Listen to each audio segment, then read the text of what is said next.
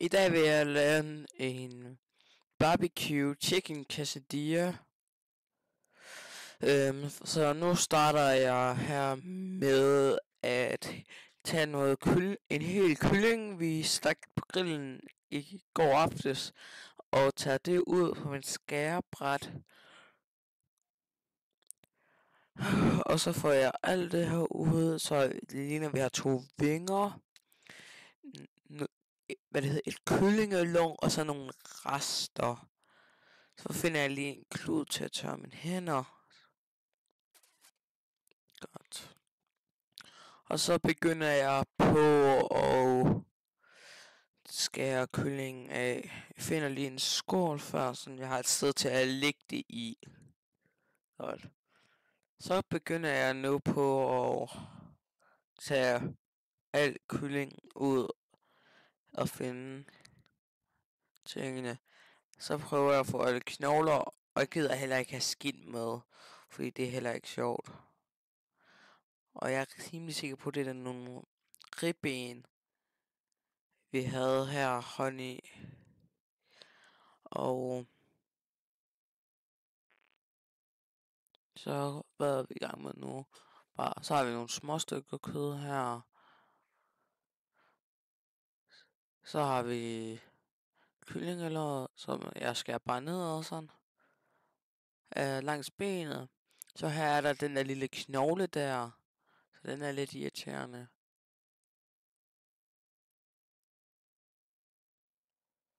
Så det får jeg smidt ud. Og så kunne jeg ikke få så meget mere af.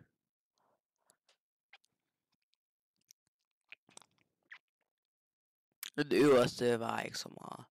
Og så smidte jeg også den til siden.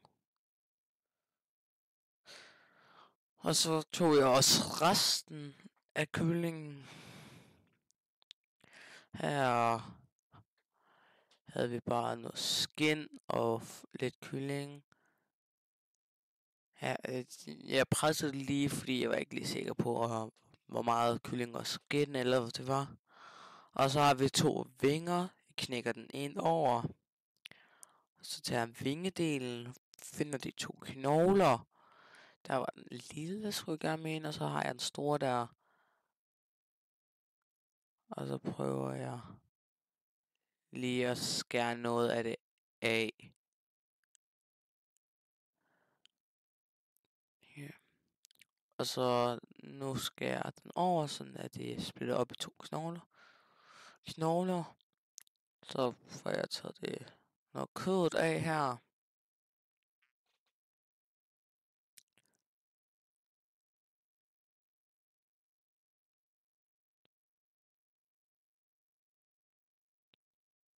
Der kom jeg til at tage knoglen det forkerte sted hen. Den fangede jeg heldigvis senere, kan jeg sige.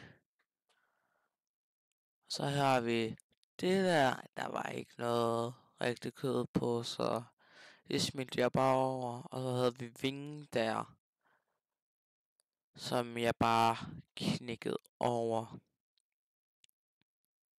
Og tog de 2 knogler i. Og så har den store knogle. Så kyllingen.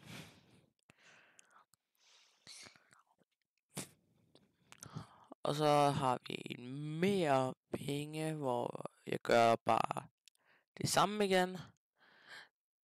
Men der tog jeg også bare det skin af. Og så har vi det sidste lille stykke, hvor der var ikke særlig meget på.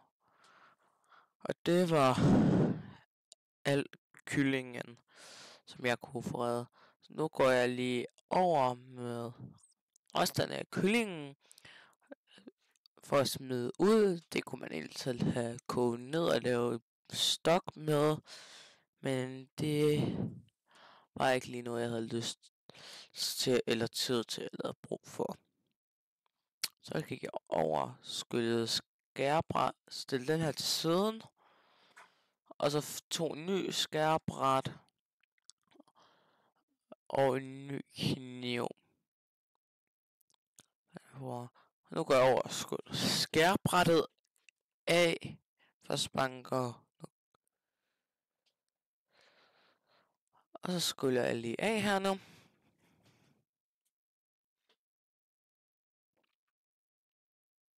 Tørrer det lige hurtigt. Og så finder jeg alle krydderier, jeg har planer om på de. Der har vi noget. Så henter jeg nogle flere herover, bare som jeg er lige til at stå fremme. Og så ja, så har jeg fundet krydderierne. Så har vi noget sort peber. Nej, chilipeber. Så har vi noget hvidløgspulver, noget salt.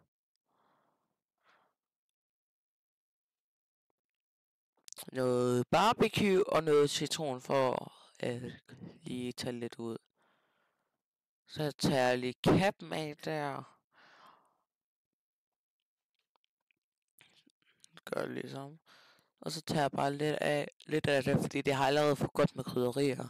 Så jeg tog bare lidt ekstra for at få et ekstra kick af smag. Tog også lige nogle chiliflager hurtigt og hældt i. Ja, igen, vi behøver sikkert gøre det så grundigt med krydderier. Så har vi vist chili mix, som jeg putter godt med af i. Og så putter jeg noget simpelt salt i. Ikke så meget, fordi det har igen fået noget. Så lægger krydderierne tilbage, tager lidt limesaft.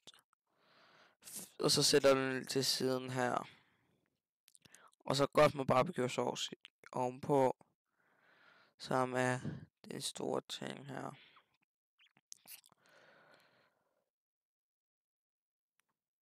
Godt.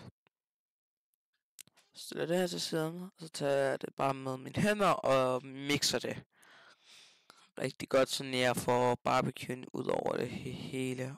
Og så der, hvor jeg finder knoglen, og lige hurtigt smider ud. Så går jeg tilbage og ælter den. Så lige så kyllingen kan heldigvis tages op igen. Og så har jeg fået det godt blandet sammen.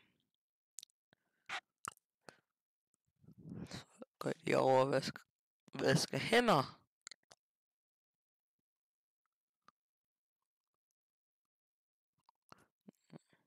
Og så er det tid til, at jeg skal overskære gulerødder. Så jeg så tager lige det af. Så finder jeg mine danske gulerødder frem. Gør toppen af.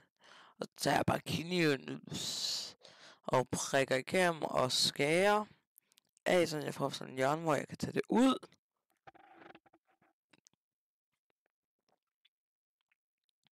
Så tog jeg en gulerod.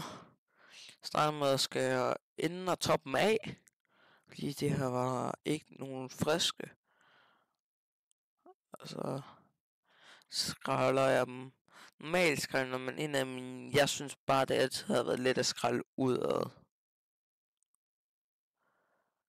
Det er derfor, jeg gør det sådan her.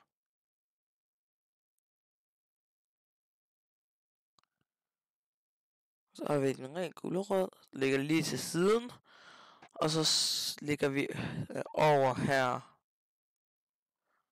Og smider også det ud, så vi forholder os, at vi har et rimelig rent køkken. Så får vi smidt det ud. Så er vi tilbage. Og så skærer vi det. Så overvejer jeg lige. Så beslutter jeg bare. Så vil jeg bare skære den ned i halv. Og lad være med at gøre det der. Det er da en dum idé. Og så skærer jeg dem bare ud sådan nogle lange tråde. Som I kan se kommer til at se rimelig flot ud senere. Så skærer jeg dem ud her i ultratynde skiber her.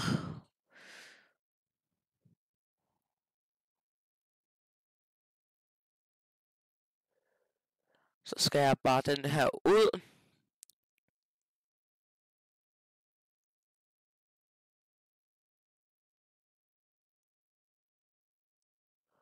Okay. Sådan der.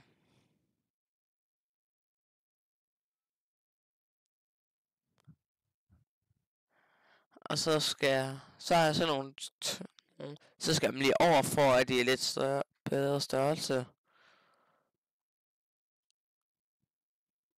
Og så lægger jeg bare over til siden. Masser af små stykker. Dejligt flade.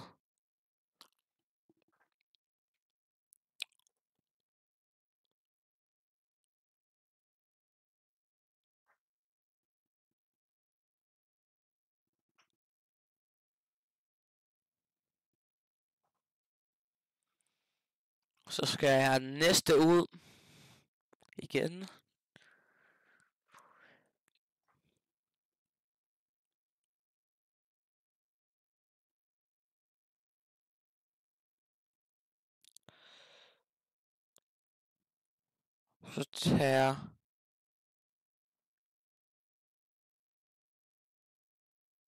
Så tager jeg lige en større kniv, for jeg kan gøre det lidt hurtigere. Så får jeg lavet mig ud. Bliver lidt mere groft, men ser også fint nok ud.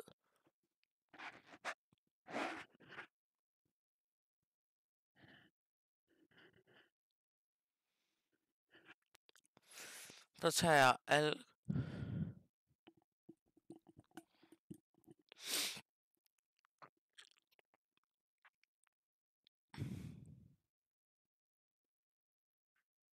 Så vasker jeg lige hen. Finder alting frem. Tager tingene frem.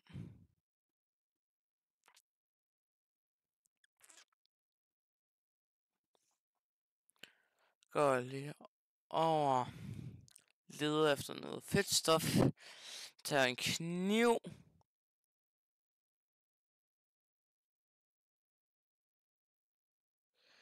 Og så opdager jeg, at det står lige ved siden af om bag ved en grøde.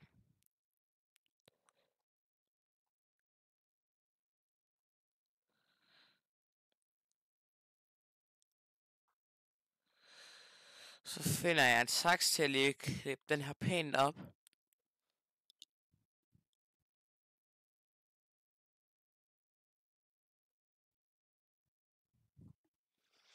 Så lægger jeg den bare lige ud på panden, fordi tjek pladsen.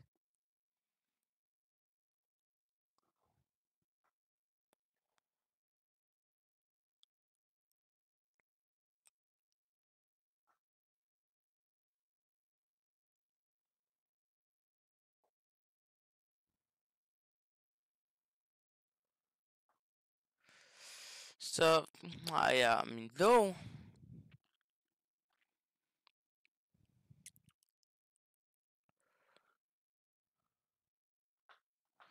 Så har jeg alting.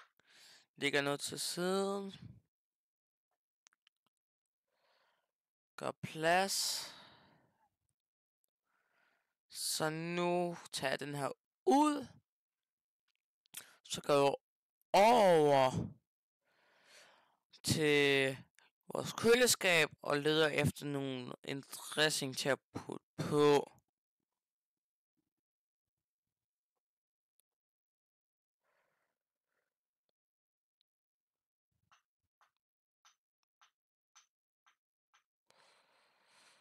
Okay, så bliver jeg ved med at lede.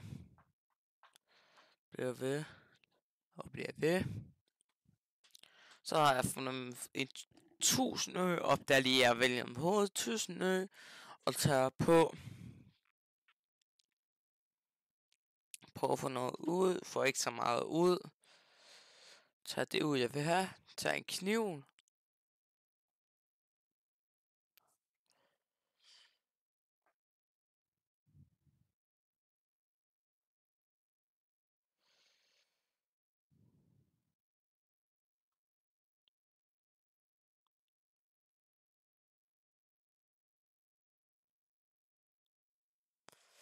Så går jeg i gang med at lægge gulerødderne fladt.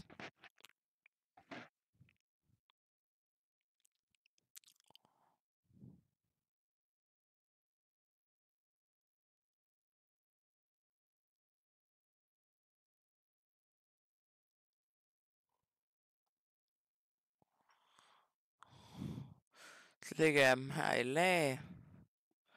Lægger dem, gemmer lige lidt. Så finder jeg kyllingen med barbecue og krydderierne frem.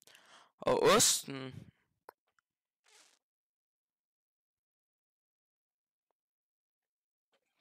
Så tager jeg noget ost og lægger.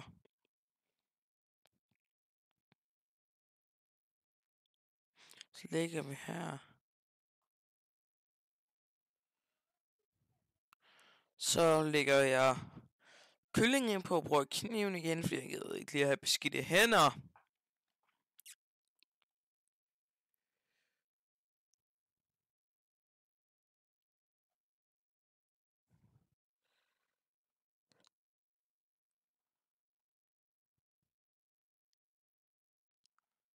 Så tager jeg alt barbecuen.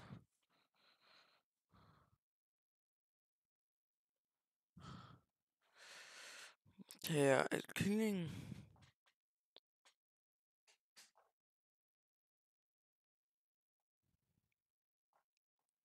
Først lægger jeg et lag mere. Lag gulerod, tager også ovenpå.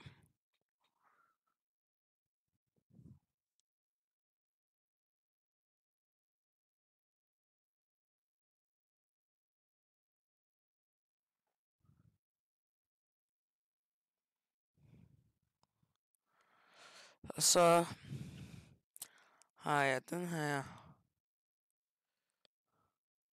Så tager jeg over og tænder komfuret på 8 ud af 14. Lægger lige op. Og så prøver jeg at lægge det. Så er der lige et flue, der flyver lidt rundt. Gå ud. Finder noget, jeg kan flippe med.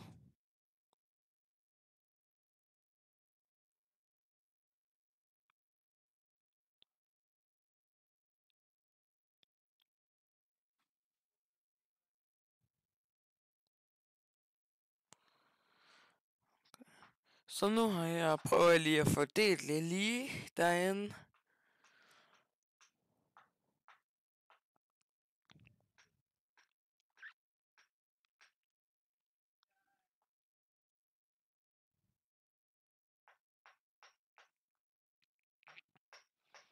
Går jeg lige ud. Og der er meget lidt. Så tager jeg lige lidt mere margarine. Så opdagede jeg lige denne kniv.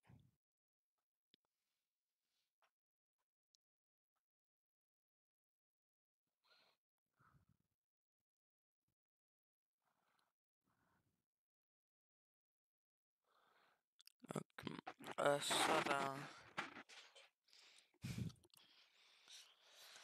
så er jeg i gang med den her metal. Jeg ved godt ental, det var ikke meningen, jeg skulle bruge den, men lige det eneste, jeg har hjemme nu. Lige nu.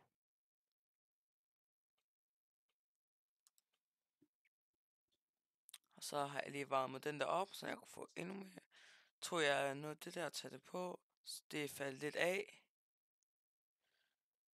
Prøv at tage af. Og så nu prøver jeg lige at forme det igen.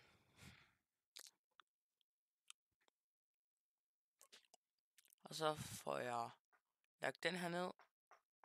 På skruer ned. Tager masser af smør. Og så tænder jeg lige lyset. Og så går jeg i gang med at rydde op. Her. Så ruller jeg bare op.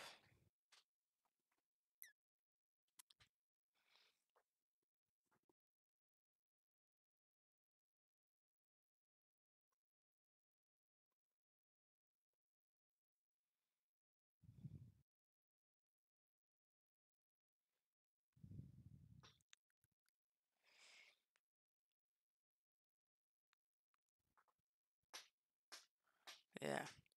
Så er jeg bare i gang med at rydde op. Bare for at holde en ren køkken, smider til vask. Og så jeg siger lige, at den er på 8 ud af 14. Kommer lige til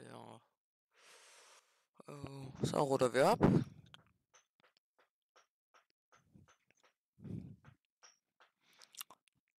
Så får jeg ruttet op. Finder en tallerken, hvor jeg kan placere den på.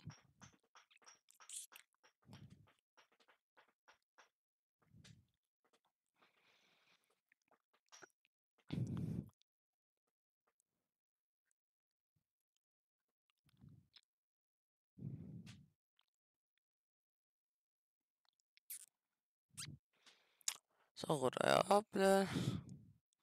Og så leder jeg lige efter spætselagen, fordi jeg lige glemmer, at jeg har lagt den. Og så opdager jeg, at jeg har fandt jeg en mere. Så opdager jeg, at jeg har lagt den derom.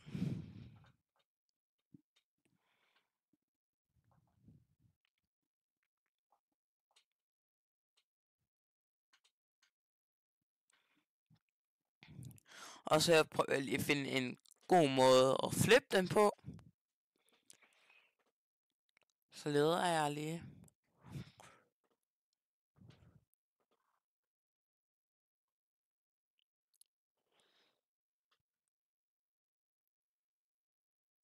Så leder jeg. Så fandt jeg lige godt sæde. Og så for flipper den. Den er rigtig flot gylden brun.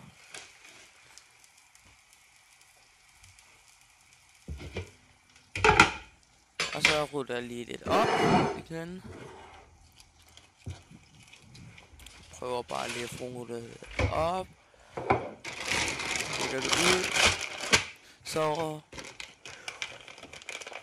presser jeg osten ud, sådan at stikke rundt om og holde det fast. Så presser jeg luften ud. Og så henter jeg en mere elastik til tortillasene.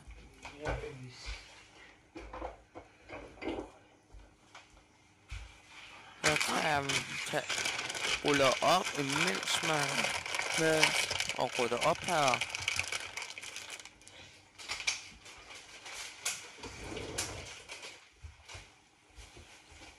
Vi kører bare.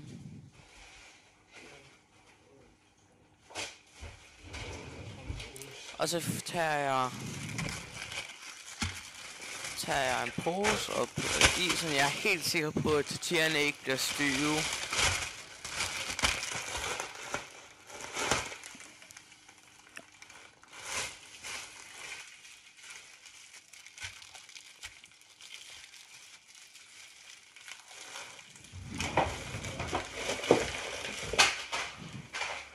Så putter jeg op. Så prøver jeg at få den ud. Tag den ud.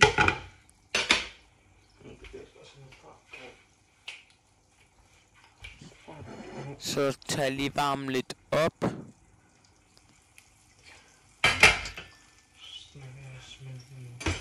Og så kan jeg en rigtig god crisp her. Jeg har fået rigtig godt. Nu prøver jeg. Så prøver jeg lige at finde en god vinkel.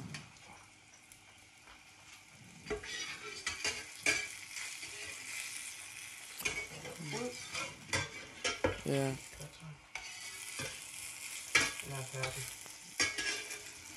Og så nu slukker jeg komfuret. Vi nu er den færdig. Og så prøver jeg at sætte tallerkenen op.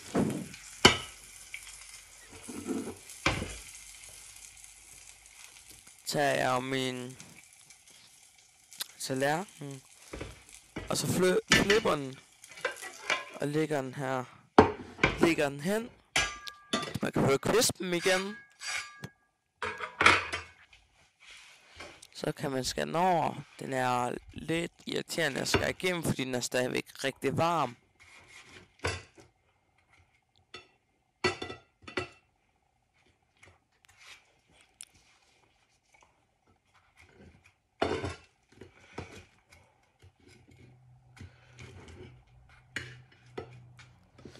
har vi min ting.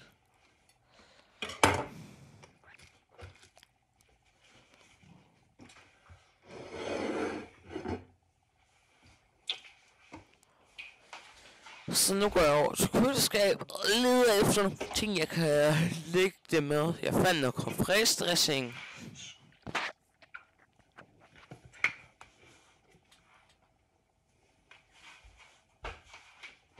Så går jeg over igen.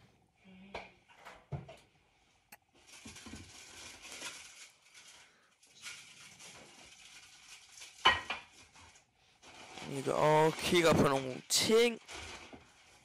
Så finder jeg noget salat fra en dag før. Og så har vi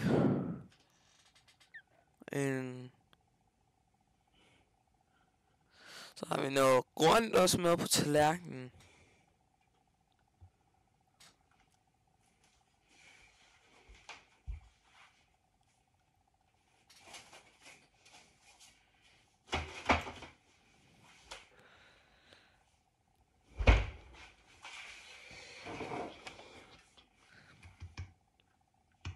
Så giver vi her.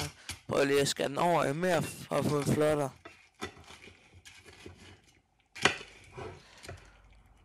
Og så tager jeg den her. Dypper lige hernede. Og så prøver den. Og det var, jeg kan godt sige, det var rigtig god.